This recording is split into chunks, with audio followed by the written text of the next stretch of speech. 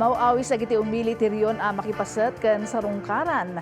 Ti may patumpal a Cordillera MSME Week Summit iti Baguio City ita alawas. Nagduduma a produkto ti parang dagiti babasita negosyante iti nasaung nga aktibidad. Ada detalye ni Bornolla-Sabaway. Mauawis amin ang micro, small, medium enterprises ang makipasat iti duwang aldaw a Cordillera MSME Week Summit intun bigat Hulyo 22, aging 23 iti University of the Cordilleras. Nagduduma serbisyo kan programa iti maijaya kadagiti MSMEs. Sigon iti Department of Trade and Industry Cordillera, daytoy nga aktibidad kat makaipaay iti ad-adupay nga oportunidad kadagiti MSMEs. We also give an opportunity for our MSMEs to build more connections because we will be bringing different experts, other entrepreneurs.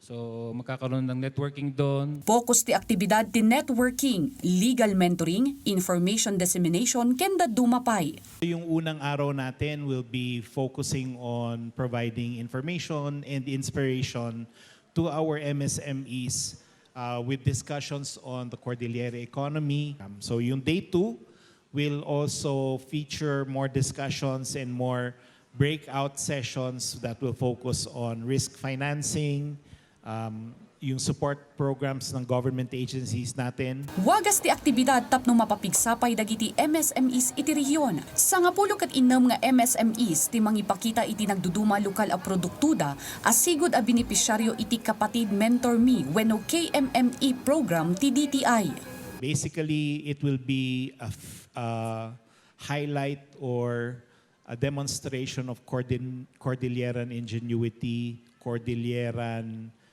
creativity that will be showcased in the almost 2-week fair. And this is very important because we try to collect all together all the players in economic development. So we have here our partners from the government, the different government agencies. We also have our partners from the business sector. Christine, Bornolla-Sabaway, para iti Pagilian.